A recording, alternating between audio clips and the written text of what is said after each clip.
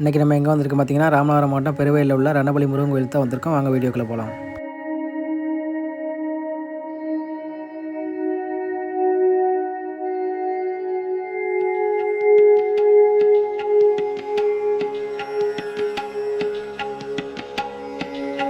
ராமநாதபுரம் அருகே பெருவேல் கிராமத்தில் அமைந்துள்ள சிவசுப்பிரமணிய சுவாமி என்ற ரணபலி முருகன் கோயில் தான் வந்திருக்கோம்.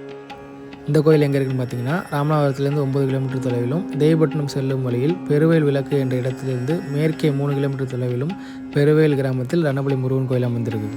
இந்த கோயிலுக்கு பெருமை சேர்ப்பது என்னன்னா, முருகன் உருவம் பொறித்த சத்ரு சம்ஹார வேல். உலகத்தில் வேறு எந்த தலங்களையும் இந்த வேலை பார்க்க முடியாது. ராமநாதபுரத்தை ஆண்ட சேதுபதி மன்னர்களில் ஒருவரான கிழவன் சேதுபதியின் தளபதியாக விளங்கியவர் தளவாய் வைரவன் சேர்வை.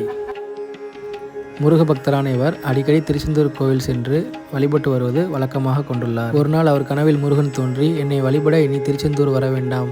வைரவன் சேர்வையோட கனவுல திருச்செந்தூர் முருகன் வந்து சொல்லியிருக்காரு. அதற்கு பதிலாக தேவிப்பட்டினம் கடலில் நவபாசன கற்கள் இருக்கும் இடத்துக்கு கிழக்கில் கண்ணாமுனை என்ற இடத்தில் மேலே கருடன் வட்டமிடும், அதற்கு கீழே கடலில் மாலையும் எலுமிச்சை பழமும் மிதக்கும், அந்த இடத்தில் கடலுக்கு அடியில் வள்ளி தெய்வானை சமேதராக சத்ரு சம்ஹார வேலுடன் நான் இருப்பேன், என்னை எடுத்துச் சென்று தங்கள் ஊரில் பிரதிஷ்டை செய்து வழிபட என முருகன் கூறினார்.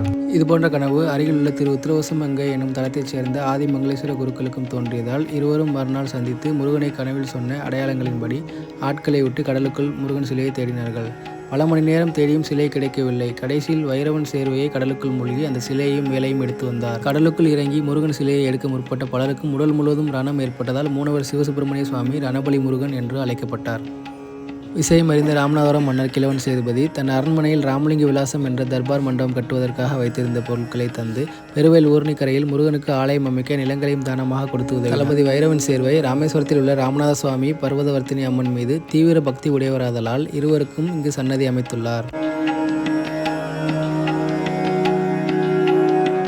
அதன் பின்னர் ஆலய திருப்பணிகள் வேகமாக நடைபெற்று கடலில் கண்டெடுக்கப்பட்ட சிலைகள் கோவிலில் பிரதிஷ்டை செய்யப்பட்டு கும்பாபிஷேகம் சிறப்பாக நடைபெற்றது. முருகன் உருவம் பொறித்த சத்ரு சம்ஹார வேலை, பிரம்மோற்சவம், சூரசம்ஹாரம் போன்ற கோவில் விழா நாட்களில் தான் நாம் தரிசிக்க முடியும். இந்த வேலை தரிசித்தவர்களுக்கு எதிரிகள் தொல்லை நீங்கி சகல சௌபாக்கியங்களும் கிட்டும் என்பது பக்தர்களின் நம்பிக்கையாக உள்ளது. இத்தலத்துக்கு வந்த பிரபல ஆன்மீக சொற்பொழிவாளர் திரு கிருபானந்த வாரியார் அவர்கள் இங்குள்ள முருகனின் திருவுருவம் பொறிக்கப்பட்ட வேல் போல் எங்கும் கண்டதில்லை என இத்தலத்தின் சிறப்பை பற்றி கூறியதை இங்கு அவரது புகைப்படத்துடன் செய்தியாக வைத்துள்ளனர். இக்கோவிலை கட்டிய வைரவன் சேர்வையை இப்புகைப்படத்தில் காணலாம். இக்கோவிலை கட்டிய தளபதி வைரவன் சேர்வையின் சமாதி கோவிலும் இங்கு உள்ளது.